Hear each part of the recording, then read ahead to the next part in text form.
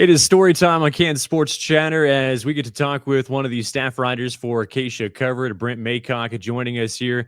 Hey, Brent, appreciate your time once again. For you, I think the last time I had you on, I teased about winter sports that were coming up. I mean, there's not much of a tease anymore. They're coming up. How do you kind of make that transition from fall to winter?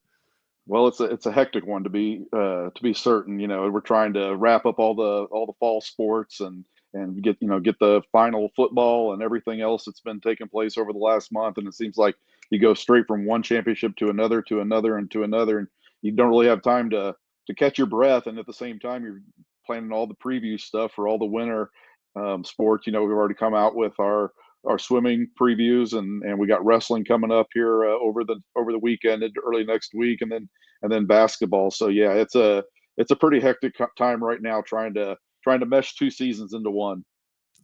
Well, you mentioned state championships. You were able to cover a Hayes High state championship with the Unified Bowling. What was it like covering the event?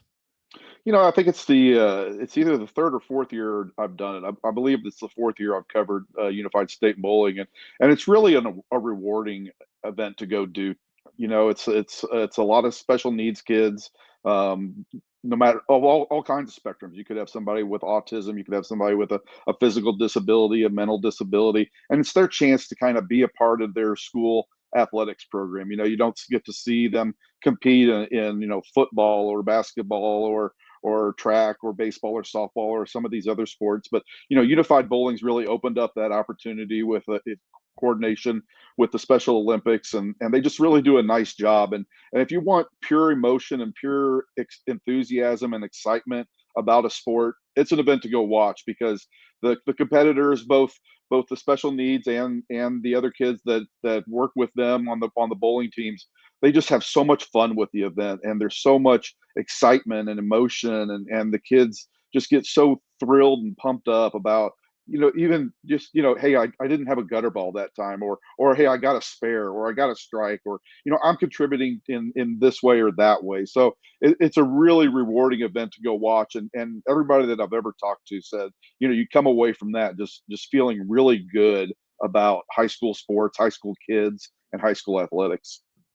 Well, for those that aren't aware, like kind of to explain the setup for Unified Bowling and how it works. You mentioned the relationship with the other bowling teams with the school. Kind of explain that relationship.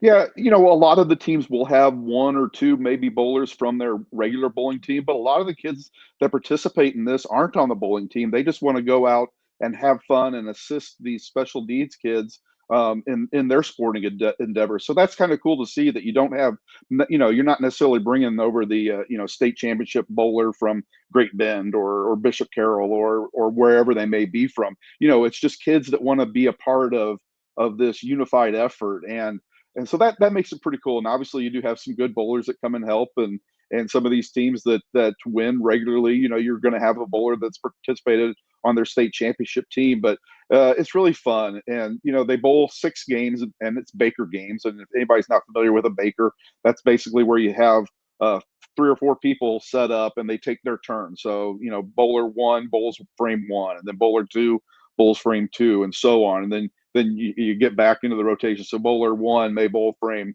1, 5, 9, or something like that, and then your special needs kids also bowl at least 2 or 3 frames during that. I can't remember exactly how many it is, and then they bowl 6 games, and you go back and forth, and it's so fun to watch the momentum that gets going. Bowling is a highly momentum sport, kind of like volleyball can be. Volleyball is one of those where, a team gets on a roll and it seems like they could do nothing wrong. Well, bowling can be that way too, where somebody gets a strike and then the next kid gets a strike, and now everybody's amped up and they're ready to go. And it's just, it's a really fun thing to watch. And, it takes everybody to get it done. It's not just, hey, we relied on this one person to carry us. It takes a whole team to win a state title, because the level of bowling from everybody involved, not just your regular bowlers, but your special needs bowlers and everybody.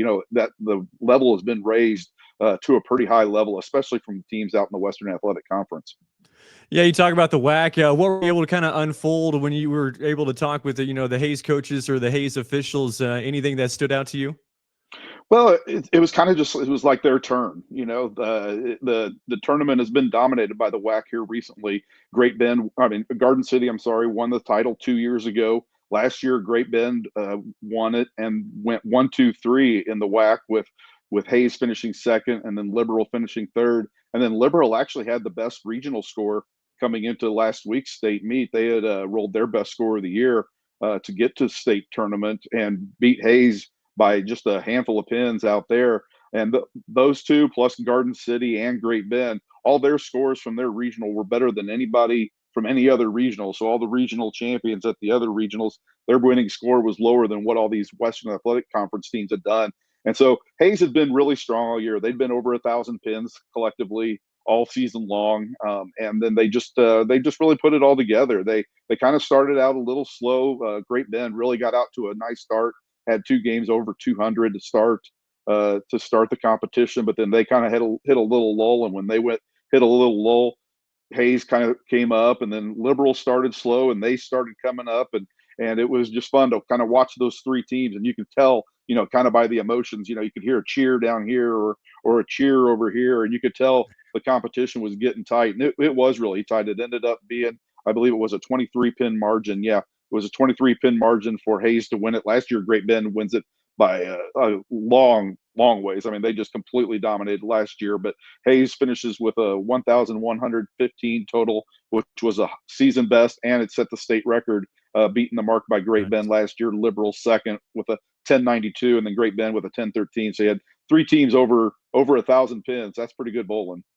Very good bowling. Hey, Brent, appreciate it, and enjoy that transition into winter, okay? Absolutely. Hopefully, I can catch my breath a little bit here at some point. Maybe over Christmas break. I wouldn't hold your breath on that. That is Brent Maycock, one of the staff writers for KSHSAA Covered. Check out their work at KSHSAACovered.com.